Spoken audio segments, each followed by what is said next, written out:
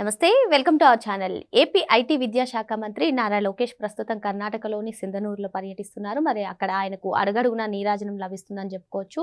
మరి కర్ణాటకలో ఆయన ఎన్టీఆర్ గారి విగ్రహ ఆవిష్కరణ, అదేవిధంగా సైనిక స్కూల్ ఓపెన్ చేయడానికి వెళ్ళినటువంటి లోకేష్ గారిని అక్కడ తెలుగు ప్రజలు, అదేవిధంగా కర్ణాటక ప్రజలు పలకరిస్తున్నటువంటి తీరు, మరి జాతీయ స్థాయిలో లోకేష్ ఎమర్జ్ అవుతున్నటువంటి తీరుని ఏ విధంగా చూడాలి తెలుసుకునే ప్రయత్నం చేద్దాం. దీన్ని విశ్లేషించడానికి మనతో పాటుగా ఉన్నారు ఏపీ ఖమ్మ కార్పొరేషన్ డైరెక్టర్ అరిసిమల్లి శ్రీనివాస్ గారు.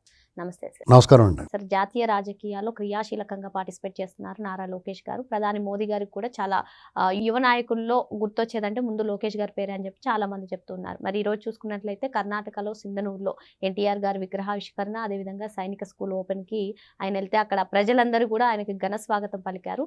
ఎలా చూడాలంటారు? అంటే ఇటు రాష్ట్ర రాజకీయాల్లో క్రియాశీలకంగా వ్యవహరిస్తూనే జాతీయ రాజకీయాల్లో కూడా తనదైన గుర్తింపు తెచ్చుకుంటున్నటువంటి లోకేష్ గారి పనితీరును కానివ్వండి, ఈ పేరు తెచ్చుకోవడం కానివ్వండి, ఎలా చూడాలంటారు? అంటే మీకు రాజకీయ నాయకులు ఎవరో ఒకళ్ళు నీడనే ఉన్నవాళ్ళు రాజకీయాల్లో అధికారం వచ్చిన తర్వాత దాన్ని నిలబెట్టుకోవడం, రాణించడం అనేటువంటిది చాలా కష్టసాధ్యమైంది. లక్కీగా బొమ్మ బొరుసు వేసినప్పుడు టకారమని బొమ్మన్నాం అనుకో, బొమ్మ పడిందనుకో మన బహుమతి వస్తుంది. అలాగే జగన్మోహన్ రెడ్డికి ఎడ్డంటే వేస్తే పని జరిగింది. మళ్ళా సరే వేస్తే అది కనపడకుండా పోయింది. అంటే ఏదోటి పడాలి కదా, ఎడ్డో టాసు ఏదోటి పడాలి, అది ఏది కనపడకుండా పోయింది. ఇంకా అది ఇంటికి పంపించేశారు.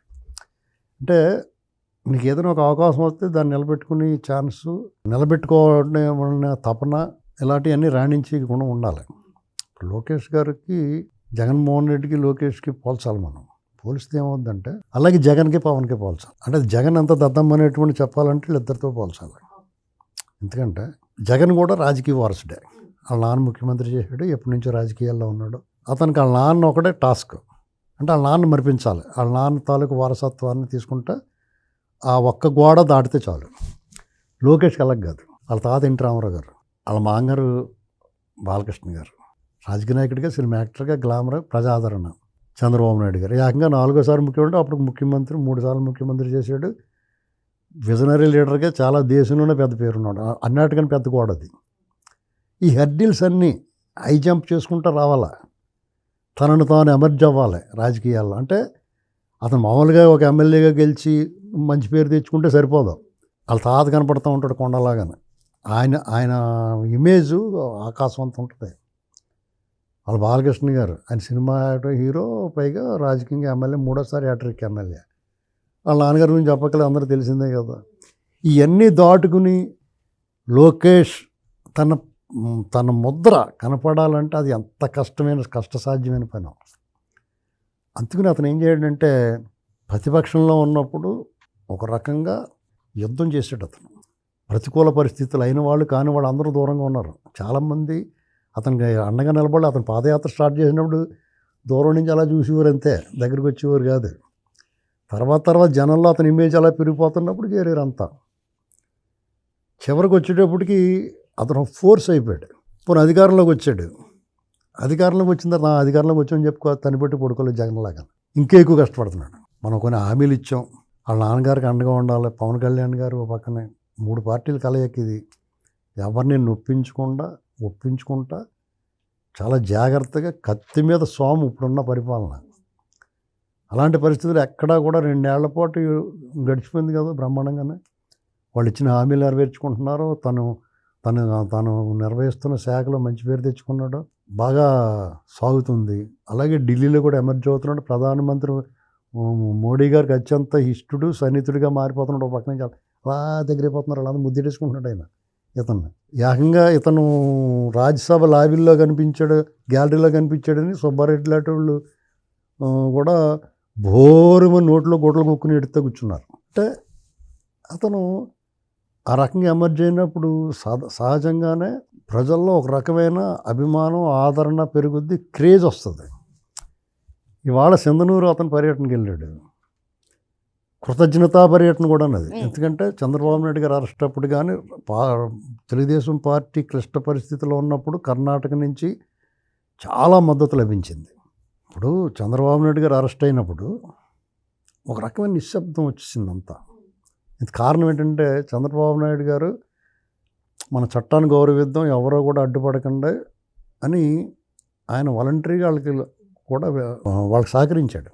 అంటే జనాల్లో ఒక రకమైన ఉద్రేకం వచ్చినా సరే సార్ ఇంత సహనంగా ఉన్నాడు కదా అని చెప్పి ఎవరికాళ్ళు నాయకులు అందరూ కూడా దిగ్భ్రాంతికి గురై ఉన్నారు, ఒక రకంగా చెప్పాలని షాక్ గురయ్యారు.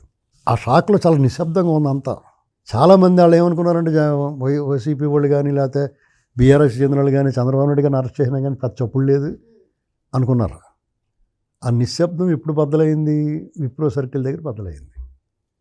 ఆ తర్వాత మెట్రో, తర్వాత గచ్చిబౌలి, సంజయ్ కన్వెన్షను, బెంగళూరు, చందనూరు, గంగావతి, మహారాష్ట్ర సోలాపూరు, అమెరికాలో 50 రాష్ట్రాల్లో, ఆస్ట్రేలియా, యూకే, అన్ని చోట్ల ప్రపంచమంతా కూడా అసలు బిలబిల్లాడితే జనం అంతా బయటకు వచ్చి చంద్రబాబు నాయుడు గారు గొప్పతనం చెప్పారు. దాంట్లో ఢిల్లీలో ఉండి చంద్రబాబు నాయుడు గారు అరెస్ట్ అప్పుడు రాజకీయాల్ని ఎక్కడా జంకకుండా, ఇప్పుడు ఇంట్లో పెద్ద దిక్కు ఈ పార్టీకి చంద్రబాబు నాయుడు గారు లేకపోతే ఏంటి అనే పరిస్థితుల్లో ఆయన అరెస్ట్ అయిపోయి జైల్లో ఉంటే ఇది ఏమైపోతారు అనుకున్న టైంలో తను అత్యంత చాకచక్యంగా నడిపించాడు, వ్యూహాత్మకంగా వ్యవహరించాడు. ఆ సమయంలో చందనూరు కర్ణాటక ప్రజలందరూ సహకారం ఉన్నది కదా, వాళ్ళకి ఒక పర్యటన కృతజ్ఞతలు ఆహ్వానించారు. ఎన్టీఆర్ విగ్రహం ఆవిష్కరణ, సైనిక స్కూలు ప్రారంభానికి ఈయన్ని ఆహ్వానించారు. వాళ్ళ ఆహ్వానాన్ని మన్నించి వెళ్ళాడు. ఆయనకి ఘన స్వాగతం లభించింది. ఆ ర్యాలీ చూస్తే మీకు గతంలో పప్పు అన్నారు సార్, బాడీ షేమింగ్ చేశారు సార్. ఇప్పుడు ఎక్కడికి వెళ్ళినా ఏ రాష్ట్రంలో చూసినా లోకేష్ గారే కనిపిస్తున్నారు. ఏంటి సార్ ఇంత చేంజ్ రావడానికి కారణం ఏంటంటే? క్రమశిక్షణ అండి. మనిషిలో నిజాయితీ ఉండాలి, పట్టుదల ఉండాలి, కష్టపడి పనిచేసే మనస్తత్వం ఉండాలి, ఎవరికైనా ఆపద వస్తే స్పందించే గుణం ఉండాలి, నేనున్నాను అనేటువంటి భరోసా ఇవ్వగలగాలి. ఇవన్నీ ఉన్నప్పుడు సహజంగానే వాళ్ళకు ఒక క్రేజీ ఇమేజ్ వచ్చేస్తుంది. ఇప్పుడు కర్ణాటకలో ఆయన అడుగుపెట్టిన వెంటనే ఆ ర్యాలీ చూసారా? ఆంధ్రప్రదేశ్లో కూడా ఉండదు అలాగా. అంత జనం అది అది ఏమన్నా కర్ణాటక రాష్ట్రమా ఆంధ్రప్రదేశ్ అనిపిస్తుంది. కుమారస్వామి గారు వీళ్ళందరూ హాజరవుతా ఉన్నారు కార్యక్రమానికి. చాలా ఘనంగా ఏర్పడి బ్రహ్మాండమైన ర్యాలీ తీశారు. క్రమశిక్షణగా ఒక అద్భుతమైన స్వాగతం లభించింది. ఇంకా కంటిన్యూ అవుతుంది అదంతా. కాబట్టి లోకేష్ గారికి జగన్మోహన్ రెడ్డి ఎలా ఇంక 10 వారానికి ఒకసారి ఇలా వస్తుంటాడు. దొంగోళ్ళలో దాక్కుని ముసుగేసుకుని వెళ్ళిపోతాడు. మళ్ళీ ఇంట్లోకి వెళ్ళినట్టు ముసుగేసేసుకుంటాడు. ఎప్పుడన్నా అతను కర్ణాటకలో ఎప్పుడన్నా ఒక్కటంటే ఒక్కటి చూసారు మీరు? ఆ ఎయిర్పోర్ట్లో మనకి ఇక్కడ గన్నవరంలో దిగిన వెంటనే మాత్రం ఒకరినొకరు కాళ్ళు తొక్కేసుకుని జేబులు కొట్టేసుకుంటూ ఉంటారు. 10 మంది దూరేస్తారు అక్కడ జేబులు కొట్టేసి వాళ్ళు. ఈ మధ్యన జేబులో డబ్బులు ఎట్టుకెళ్తాం మానేసారు వాళ్ళు. ఎందుకంటే వచ్చి వాళ్ళందరూ దొంగోళ్ళు వస్తారు అక్కడికి అందరాన్ని. ఎవడు దొంగోడో ఎవడు పెద్ద నాయకుడు తెలియదు వాళ్ళందరూ ఏంటండి. ఇలాంటి పరిస్థితుల్లో లోకేష్కి జగన్మోహన్ రెడ్డిని పోలిస్తే జగన్మోహన్ రెడ్డి ఒక రకంగా చెప్పాలంటే దద్దమ్మని అర్థమవుతుంది. ఎందుకంటే నీకు అర్ధరాజ్యం ఎత్తి అడుక్కుని చెప్పు కడిగి దాచిపెట్టుకుని పరిపాలన సరిగ్గా చేసుకోలేకపోయింటే నువ్వు వేస్ట్ అని కదా అర్థం. ఇక పవన్ కళ్యాణ్ గారు జగన్ గారిని చూడండి. పవన్ కళ్యాణ్ గారికి ఏం బ్యాకింగ్ ఉందండి? వాళ్ళ బాబు ఏమి ముఖ్యమంత్రి గట్ట కాదు కదా. ఆయన అన్నాడు మా బాబు సీఎం అయితే వేరేగా ఉండేదని. ఆయన వాళ్ళ అన్నగారు ప్రజారాజ్యం పెడితే అందులో ఒక చిన్న పాత్ర పోషించాడు. ఒక చిన్న కార్యక్రమం, ఒక విభాగానికి అధ్యక్షుడిగా ఉన్నాడు. అది ముగిసిన తర్వాత 2014లో ఈయన సొంతంగా పార్టీ పెట్టుకున్నాడు. పార్టీ పెట్టిన వెంటనే కూర్చున్న వెంటనే అన్నం అంతా పెట్టిండు అనకుండా 5 ఏళ్ళు వెయిట్ చేశాడు, 10 ఏళ్ళు వెయిట్ చేశాడు, 5 ఏళ్ళు అధికార కూటమికి సహకరించాడు, 5 ఏళ్ళు ప్రతిపక్షంగా ఉన్నాడు.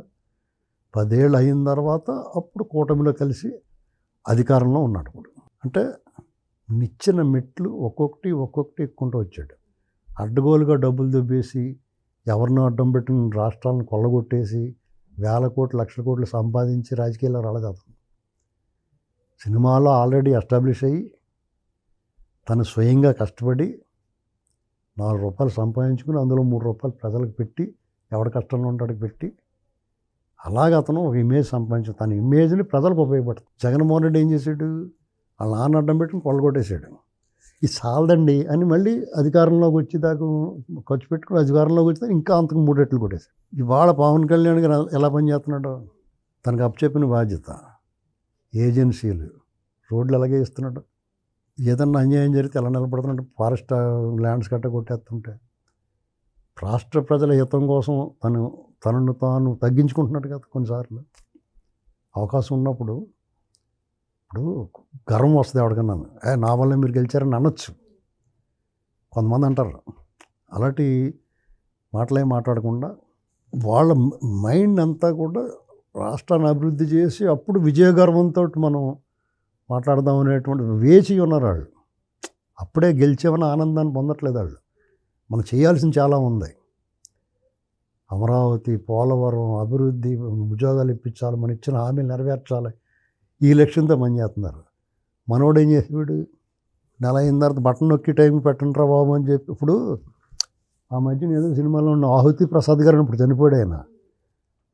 ఎర్రా కాఫీ పడరా అంటాడు, ఎవడు తాగిస్తాడరా అంటాడు, సిగరెట్ నోట్లో పెట్టి ఎవడు వెలిగిస్తాడరా, అలా అయ్యాడు. మరి పవన్ కళ్యాణ్ గారికి జగన్కి పోలిస్తే నా లెక్క ప్రకారం ఇద్దరినే పోల్చాలి ఎప్పుడు. ఎవరు ఎలాంటి వాళ్ళు అనేటువంటిది, ఎవరు పనివాడు, ఎవరు పనికి మాలినవాడు అనేటువంటి. చంద్రబాబు నాయుడు గారికి జగన్కి అలా పోలికే లేదు. రాజకీయంగా ఏజ్ గ్రూప్ కూడా సమానంగా ఉంటుంది కాబట్టి పవన్ కళ్యాణ్ గారిని ఇద్దరిని పోలిస్తే అసలు జన సైనికులు గట్టిగా వేసుకోవాలి జగన్ని. మా ఊరు చూడ నువ్వు ఉన్నావు ఎందుకుని. అధికారంలోకి వచ్చాడు 2 ఏళ్ళు కూడా పూర్తి అవ్వలేదు, చెప్పినవి టకటాకమని చేసుకుంటున్నారు ఆ గవర్నమెంట్లో. ప్రజల కోణంలో అందరికీ సహకరిస్తున్నాడు, ధైర్యం ఇస్తున్నాడు. మాకు నువ్వేటి మాకు భయపెట్టేసావు నువ్వు. ఇప్పుడు కోడూరు కుక్కని ఉండేది మా ఊళ్ళోని, ఆ వీధిలో వెళ్తుంటే అది ఉందా లేదో చూసుకుని వెళ్ళేవాళ్ళు మేము. అది ఆ మంచం కింద పడుకునేది కోటేశ్వర గారి ఇంటికాడ. అది అలాగే వెళ్ళినట్టు సైలెంట్గా ఉండి పెక్కడేసుకునేది వచ్చేసి. ఆ భయం అలాగే అయిపోయింది. వీడి పైన వీడు మళ్ళీ వస్తారంటే అడిగిపోతున్నారు అందరూ. ఇప్పుడిప్పుడే భయం పోతుంది, ఆ భయాన్ని పోగొడుతున్నాడు పవన్ కళ్యాణ్ గారు. అర్థమైందండి. ఏమైనా మన రాష్ట్రంలో ఒక మంచి కాంబినేషన్ అండి. చంద్రబాబు నాయుడు గారి డైరెక్షను, ఆయన అనుభవం, పవన్ కళ్యాణ్ గారు ఉదార సంయమనం, సహనం, సహకారం, లోకేష్ అగ్రెసివ్నెస్, ఆలోచన, ఇవన్నీ కలిపి డెఫినెట్గా ఆంధ్రప్రదేశ్ అనేటువంటి దేశంలోనే కాదు ప్రపంచంలోనే మంచి పేరు తెచ్చుకుంటుంది. ఆ ప్రాంతంలో అదృష్టం. ఇప్పుడు చీకటి వెనకాల వెలుతురు కూడా ఉంటుంది. మళ్ళా చీకటి రాకుండా లైట్లు పెట్టేసుకుంటున్నారు వాళ్ళు. జగన్ వాళ్ళు వస్తాడేమో అని. అర్థమైందా? అది మరో అంశంతో మళ్ళీ కలుస్తాం. Thank you sir. రైట్.